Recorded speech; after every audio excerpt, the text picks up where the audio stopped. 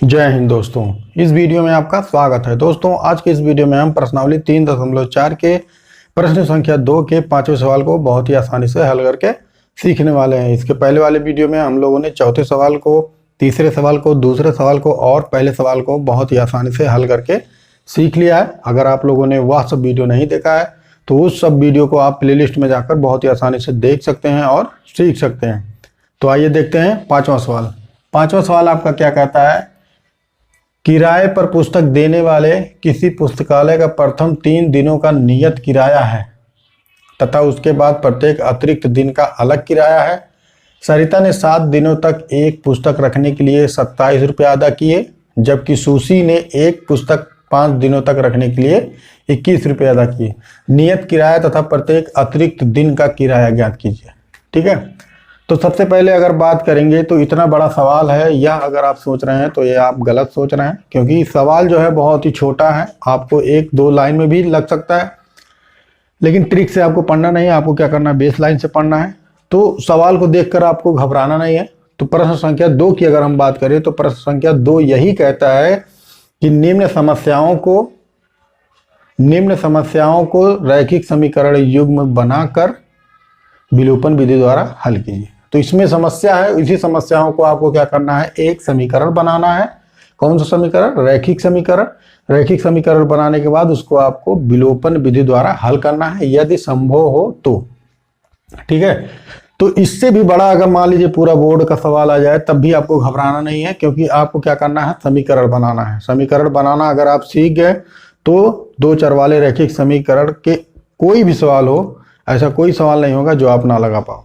ठीक है, तो इसमें आपको क्या ज्ञात करना है, सवाल को अगर ध्यान से पढ़ेंगे लास्ट वाली लाइन तो कह रहा है नियत किराया तथा प्रत्येक अतिरिक्त दिन का किराया ज्ञात कीजिए। अब नियत किराया ज्ञात करने के लिए ऊपर आपको एक लाइन पढ़ना पड़ेगा। कह रहा है किराए पर पुस्तक देने वाले किसी पुस्तकालय का प्रथम 3 दिनों का नियत किराया है। ठीक है, तो हम क्या करते हैं, माना प्रथम 3 दिनों का नियत किराया। ठीक है, नियत किराया X रुपया। ठीक है, नियत किराया X रुपया हमने मान लिया। कब? प्रथम 3 दिनों का।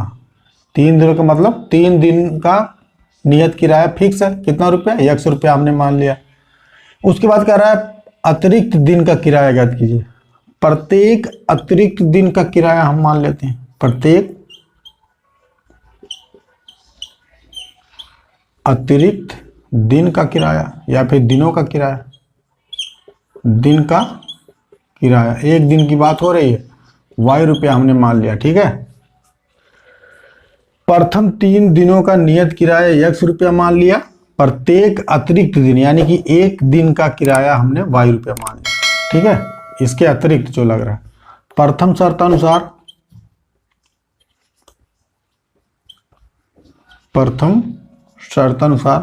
अब बात करेंगे सवाल को।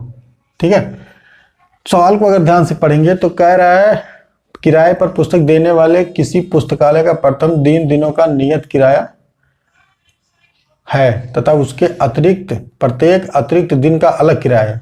तो प्रथम 3 दिनों का किराया आपने क्या मान लिया, X मान लिया। प्रत्येक अतिरिक्त दिन का किराया आपने Y मान लिया। प्रथम शर्तानुसार हम देखते हैं, कह रहा है सरिता ने 7 दिनों तक एक पुस्तक रखने के लिए 27 रुपये अदा किए।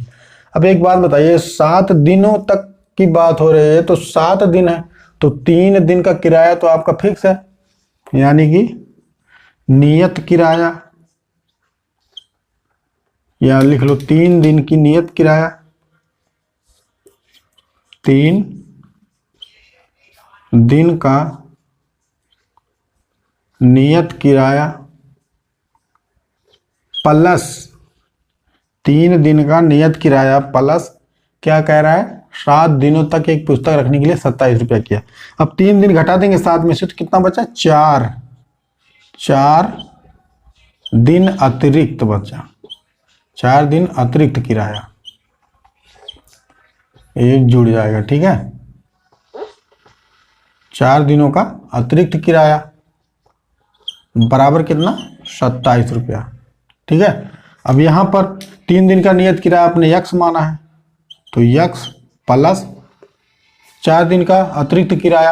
अतिरिक्त किराया आपने क्या माना है, वाई माना है यहाँ पर, तो अतिरिक्त किराया एक दिन के प्रत्येक या फिर एक दिन का अतिरिक्त किराया आपने वाई माना है, प्रत्येक अतिरिक्त दिन का किराया वाई माना है, तो 4 दिन का अतिरिक्त किराया हो जाएगा 4 गुणे वाई बराबर 4 वाई। ठीक है, कितना हो जाएगा, 4 वाई हो जाएगा। तो यहाँ हो गया आपका 4 वाई बराबर कितना 27 रुपया। इसको हम मान लेते हैं समीकरण 1 मान लेते हैं। ठीक है, द्वितीय शर्तानुसार, द्वितीय शर्तानुसार, द्वितीय शर्तानुसार अगर देखेंगे, कह रहा है सुशी ने एक पुस्तक 5 दिनों तक रखने के लिए 21 रुपया अदा किया, तो प्रथम 3 दिन का नियत किराया यही लगेगा आपका। नियत किराया हम लिख दे रहे हैं, नियत किराया प्लस कितने दिन का, 3 दिन का नियत किराया। ठीक है, 3 दिन का नियत किराया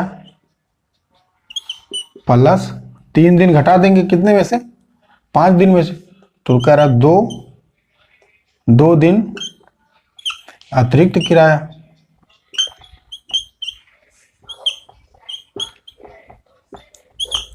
कितना रुपया दे रहा है, 21 रुपया।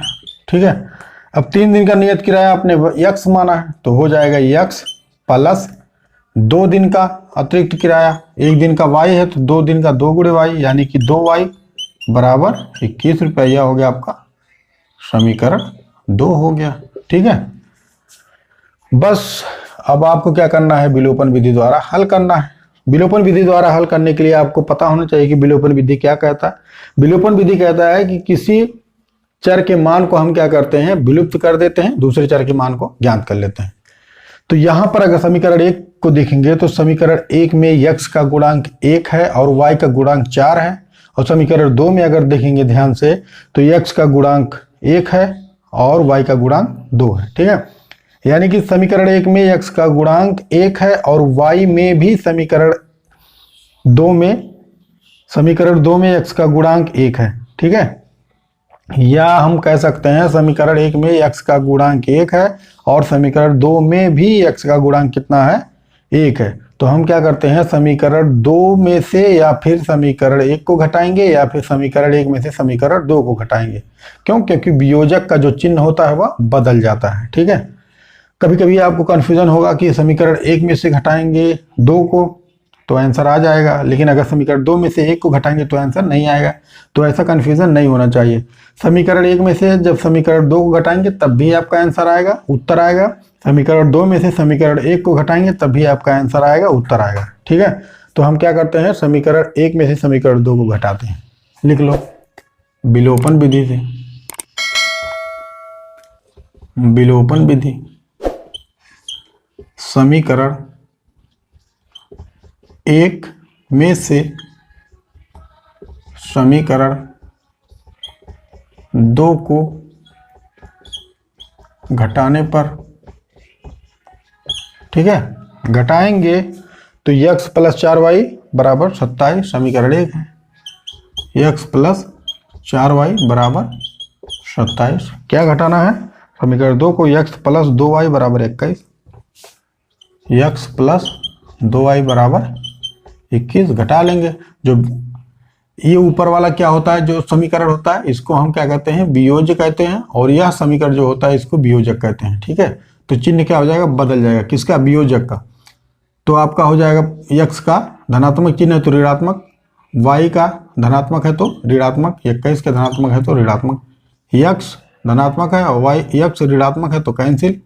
4y माइनस 2y बराबर कितना हो जाएगा, 2y। ठीक है, 4 में से 2 घटाएंगे 2 बचेगा, y बराबर, अब 27 में से 21 घटाएंगे कितना बचेगा, 6 बचेगा। 7 में से 1 गया 6, तो y बराबर हो जाएगा आपका 6/2, तो y बराबर कितना, 3। ठीक है, y बराबर कितना हो गया, 3 हो गया। बस y का मान आपने निकाल लिया। y का मान क्या है आपका, प्रत्येक अतिरिक्त दिन का किराया 3 रुपया है।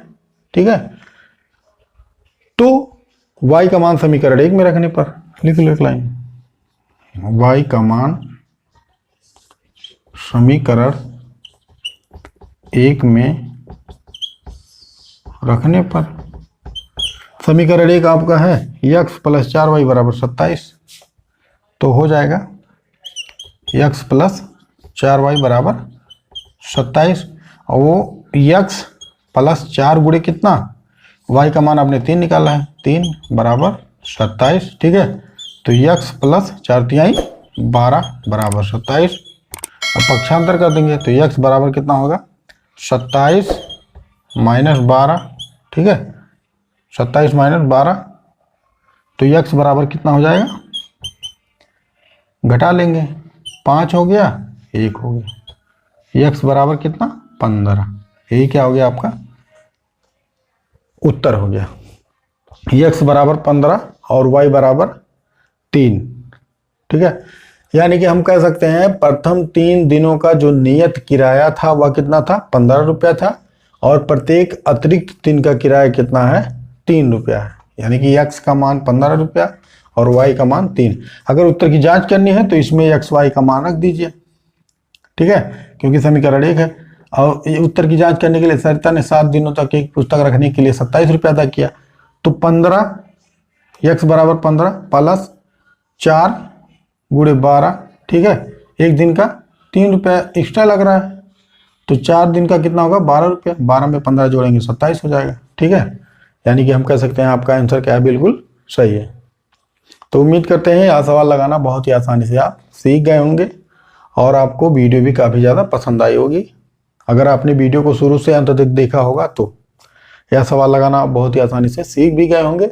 अगर बात करें सवाल बड़ी दिखने की, तो सवाल आपका बड़ा सिर्फ दिख रहा है, लेकिन लगाने में क्या है, सवाल बहुत ही छोटा है। ठीक है, नियम अगर आपको पता है तो आप कोई भी सवाल रहेगा 2 चर वाले रैखिक समीकरण का, तो उसको आप बहुत ही आसानी से लगाना सीख जाएंगे। तो उम्मीद करते हैं यह सवाल लगाना आप बहुत ही आसानी से सीख गए होंगे अगर आपने वीडियो को शुरू से अंत तक देखा होगा तो, और आपको वीडियो भी पसंद आई होगी। अगर वीडियो पसंद आई है तो वीडियो को लाइक कीजिए, शेयर कीजिए, कमेंट कीजिए। अगर आप हमारे चैनल पर नए हो तो चैनल को सब्सक्राइब कीजिए। मिलते हैं अगली वीडियो में एक नई ऊर्जा के साथ, तब तक के लिए हंसते रहिए, मुस्कुराते रहिए और मेहनत से पढ़ते रहिए।